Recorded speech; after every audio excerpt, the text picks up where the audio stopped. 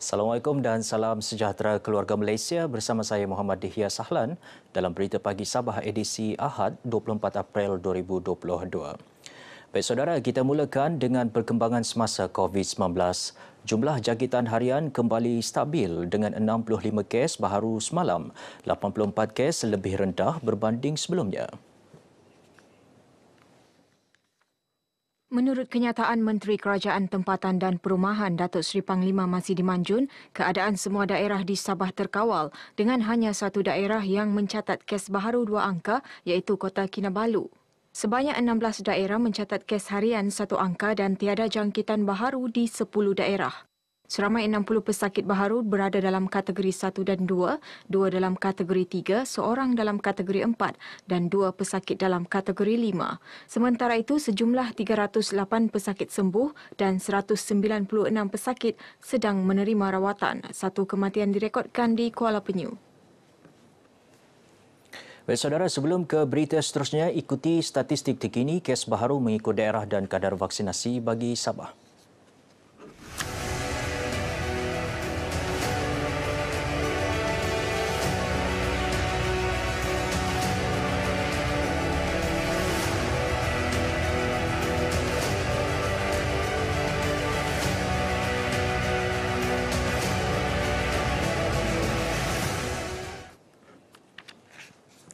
Kumpulan Pelibatan Ibu Bapa, Komuniti dan Sektor Swasta KPI BKS Sabah sentiasa menyokong inisiatif Jabatan Pendidikan dan Jabatan Kesihatan Negeri memperhebat promosi program imunisasi COVID-19 kanak-kanak di sekolah rendah.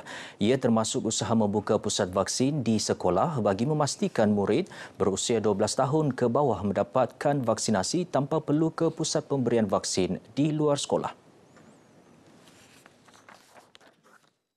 Focal Person Kebangsaan merangkap pengurusi Focal Person Sabah Muhammad Arif Tun Sakaran optimis inisiatif Jabatan Pendidikan dan Jabatan Kesihatan itu boleh diperluas ke lebih banyak sekolah bagi menggalakkan ibu bapa dan penjaga mendapatkan vaksinasi anak-anak mereka.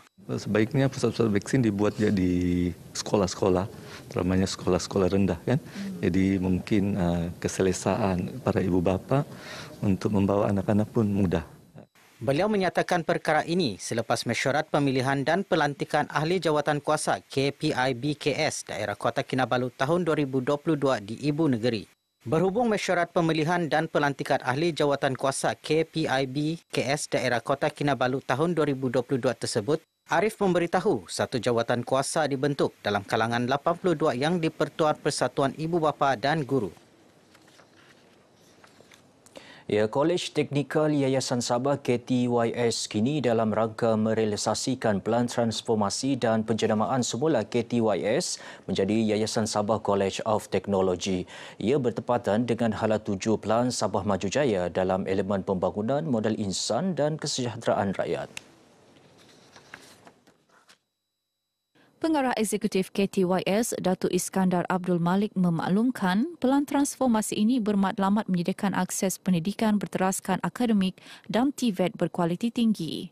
Ke arah mencapai matlamat tersebut, pihaknya memeterai memorandum persefahaman MOU dengan beberapa rakan industri antaranya Petronas, Infrastructure University Kuala Lumpur dan Selangor Aviation and Technology Innovation Sendirian Berhad.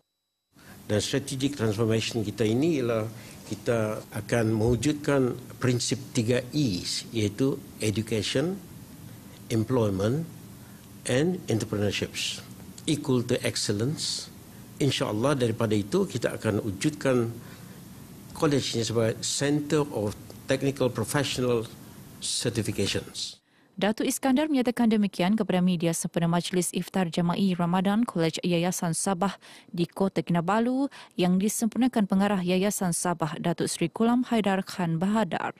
Sementara itu berucap merasmikan majlis ini, Datuk Ghulam yakin menerusi pelan transformasi berkenaan, KTYS akan terus menyediakan pendidikan dan latihan berkualiti sekaligus menjadikannya sebagai institut pengajian tinggi terulung.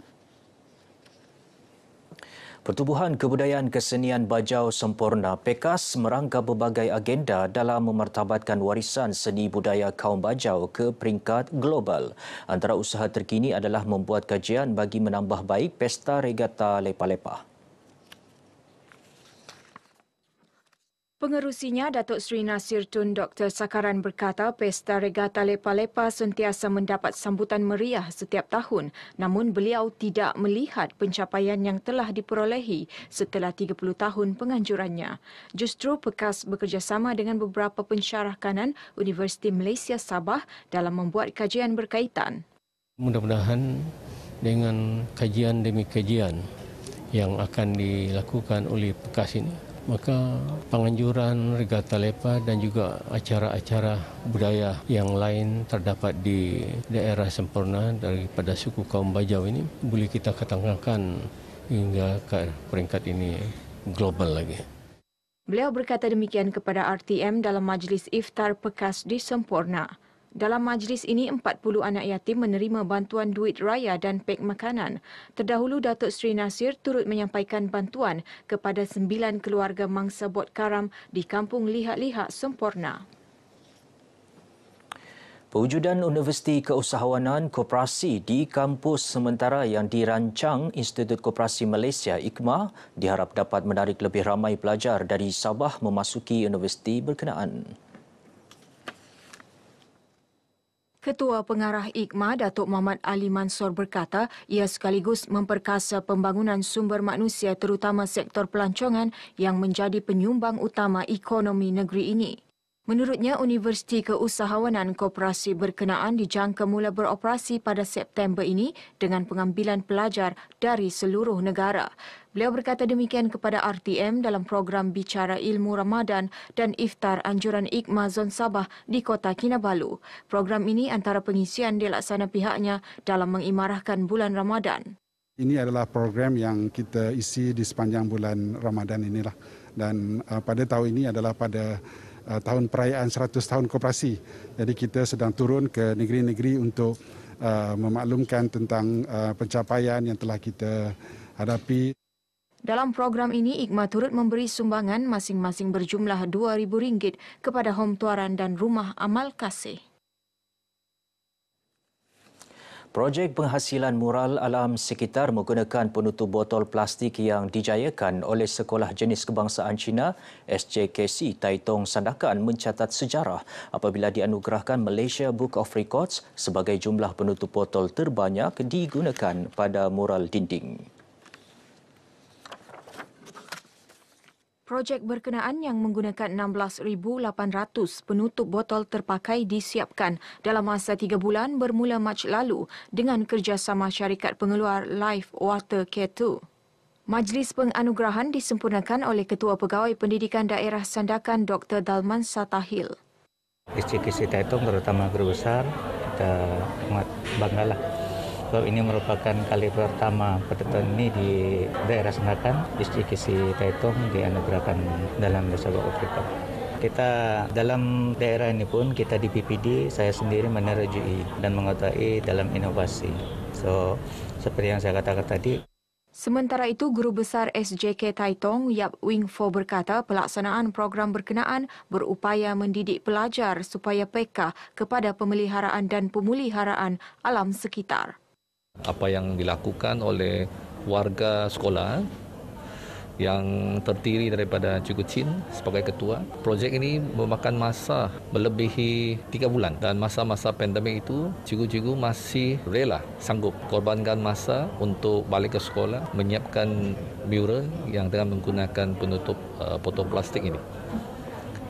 Bukan senang. Selepas ini, SJKC Taitung akan menumpukan projek baharu antaranya projek tanaman hidroponik, projek cendawan tiram dan aktiviti kitar semula. Persatuan Pelajar Pasca Siswaza Universiti Malaysia Sabah UMS dengan kerjasama Pusat Pengajian Pasca Siswaza UMS berkongsi kemeriahan sambutan Hari Raya Aidilfitri bersama 35 anak yatim dan asnaf dengan menyumbangkan baju raya dalam program Tanggungjawab Sosial Korporat Baju Raya Projek COVID-19. Timbalan Dekan Hal Ehwal Pelajar Pusat Pengajian Pasca Siswaza UMS Dr. Azazi Alias Azizi Abdul Adis berkata program kali pertama bersama anak yatim dari Rumah Anak Yatim dan Asnaf As-Sakinah Lok Kawi ini adalah sebahagian daripada CSR persatuan ini dalam berkongsi kemeriahan dan kegembiraan menyambut Syawal. Saya dipahamkan bahawa yang pelajar ini diorang bilang ada lagi mau buatlah selepas ini iaitu rumah anak yatim di tempat lain, tapi belum lagi ditentukanlah di mana rumah anak yatim tersebut, dan juga berbentuk akademia ataupun akademik iaitu penganjuran conference dan juga sharing maklumatlah kepada pelajar-pelajar lain. Beliau berkata demikian kepada pemberita RTM selepas mengagihkan baju raya di Rumah Anak Yatim dan Asnaf As-Sakina Taman Pantai Lok Kawi, Papar.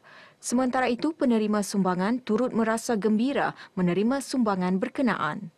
Pada petang ini kami sangat bersyukur kerana telah dikunjungi oleh wakil daripada Universiti Malaysia Sabah dan juga Petronas dan beberapa NGO yang lain. Kami sangat berbesar hatilah menerima kunjungan dan juga menerima sumbangan daripada mereka. Apa adik dapatnya, adik? Baju raya sama duit raya, makanan gembira. Kenapa gembira? Sebab dapat baju raya. Program seumpama akan diteruskan pada tahun depan bagi membantu golongan asnaf, anak yatim, orang kurang upaya dan golongan sasar. Golongan muda di negeri ini digalakkan menderma darah bagi membantu usaha menambah bekalan darah di hospital yang memerlukan. Penasihat Mahkamah Anak Negeri Bandaraya Kota Kinabalu, Edna Gimbang berkata penglibatan golongan muda amat penting bagi menjayakan kempen seumpama. Kita sudah lama PKP, mungkin ramai yang memerlukan darah inilah. Yang golongan muda ni jangan takut, cuba datang di sini. Because mungkin ada yang takut jarum kan, but actually tidak sakit. Kita sebenarnya menganjurkan program ini adalah untuk memastikan kita punya tabung darah sentiasa mencukupi, dan especially dalam melibatkan kes kanak-kanak talisemia jugalah yang kita difahamkan sangat memerlukan transfusi darah. Tanya kepada yang buat kempen begini, memang kita perlu pentingkan buat kempen begini untuk war-warkan kepada masyarakat kita supaya lebih ramai yang membantu, yang memerlukan darah. Sebab darah sekarang seperti kita tahu di hospital memang tidak mencukupi. Mereka ditemui dalam kempen derma darah anjuran Persatuan Bulan Sabit Merah Malaysia bersama Mahkamah Anak Negeri Bandaraya Kota Kinabalu di Dewan Manggatal. Sebanyak 20 pain darah berjaya dikumpul daripada sasaran 30 pain dalam kempen derma darah ini. Baik, sekian dahulu berita pagi Sabah kali ini. Saudara, lengkapkan status vaksinasi anda, dapatkan dos penggalak. Saya Muhammad Dihya Sahlan. Assalamualaikum dan salam hormat.